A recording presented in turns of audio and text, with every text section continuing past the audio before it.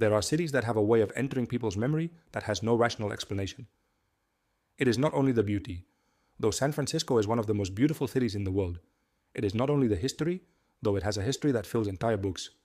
It is not only the culture, though it has produced more cultural movements per square kilometer than almost any other city in the United States. It is something more diffuse and more permanent.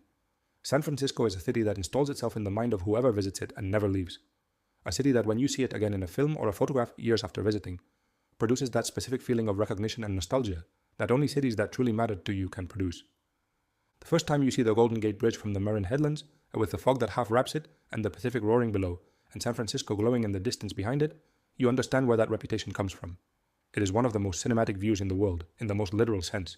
Countless films have used it as a backdrop, because no constructed set can replicate what geography produced there by accident over millions of years.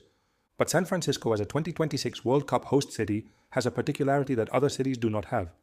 The stadium is not in San Francisco but in Santa Clara, in the heart of Silicon Valley, about 60 kilometers south of the city. Levi's Stadium, which during the tournament becomes the San Francisco Bay Area Stadium, is the home of the San Francisco 49ers of the NFL and is located in a zone completely different in character and energy from the city that carries the name of the host. This means that World Cup visitors have two distinct experiences available: that of the stadium and its Silicon Valley surroundings, and that of San Francisco proper, which is where most people are going to want to spend their time when there is no match. The 6 matches played at Levi's Stadium are: on June 13th, Qatar against Switzerland from Group B. On June 16th, Austria against Jordan from Group J. On June 19th, the European Playoff C winner against Paraguay from Group D. On June 22nd, Jordan against Algeria from Group J. On June 25th, Paraguay against Australia from Group D. And on July 1st, a round of 32 match between the Group D winner and a third-place team. FIFA. The match on June 13th between Qatar and Switzerland deserves particular reflection. Qatar is the defending tournament host, the team that organized the 2022 World Cup, and in that historic tournament suffered the first group stage elimination by a host nation in World Cup history.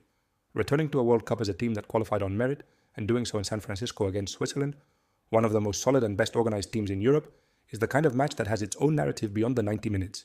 The Bay Area Host Committee has expressed enthusiasm for welcoming Algeria, Australia, Austria, Jordan, Paraguay, Switzerland, Qatar, and the European Playoff C winner, highlighting that the region is one of the most diverse and globally connected in the world.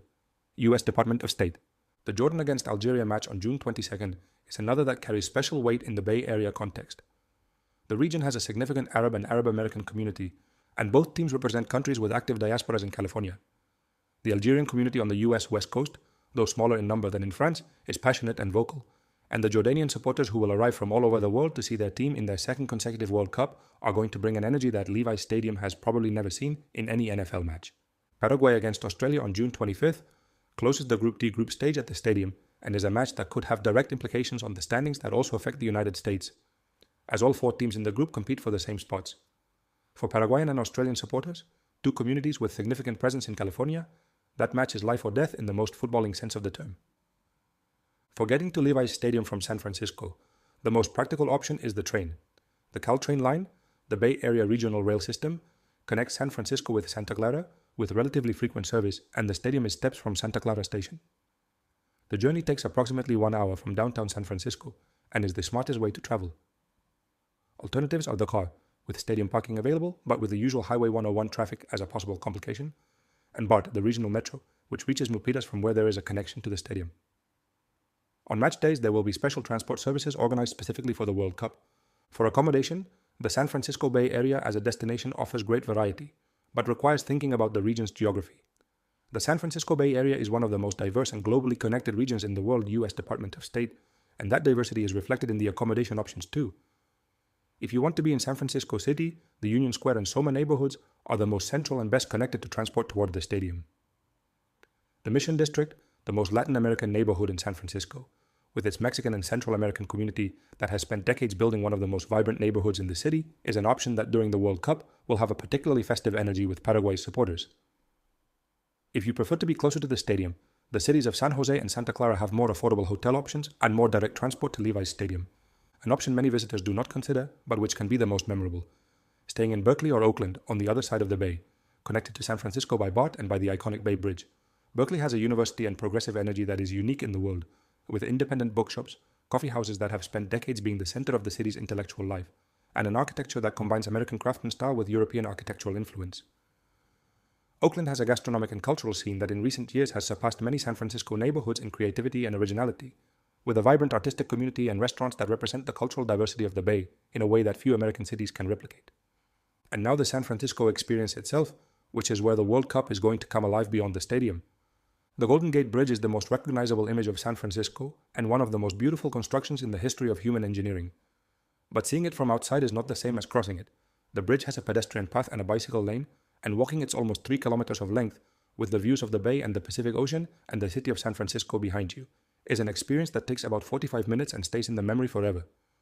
The recommendation is to go early in the morning, before the mass tourism arrives, and bring a jacket even in summer, because the wind on the bridge can be very cold even in July. Alcatraz, the most famous federal prison in the world, located on an island in the middle of the Bay, is today a national park that receives millions of visitors a year. Ferries leave from Fisherman's Wharf and the island tour, which includes the original prison with its intact cells and an audio tour narrated by former convicts and former guards, is one of the best executed tourist experiences in the United States. Booking in advance is essential. Tickets sell out weeks ahead, especially in summer. The Haight-Ashbury neighborhood is the place where the world changed in the summer of 1967, when thousands of young Americans arrived in San Francisco to participate in the Summer of Love, the hippie movement that transformed Western culture in a way still felt today. The corner of Haight and Ashbury remains a place of pilgrimage for those with historical curiosity or generational nostalgia.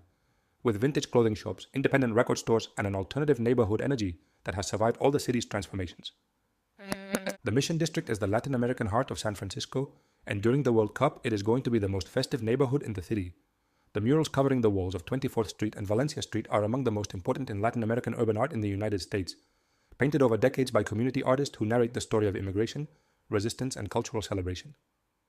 The taquerias of the Mission, especially the legendary La Taqueria on Mission Street, produce burritos that supporters from around the world are going to remember much longer than some of the matches they watch at the stadium. The ferry building on the Embarcadero is the most important gourmet market in San Francisco, and one of the best in the world.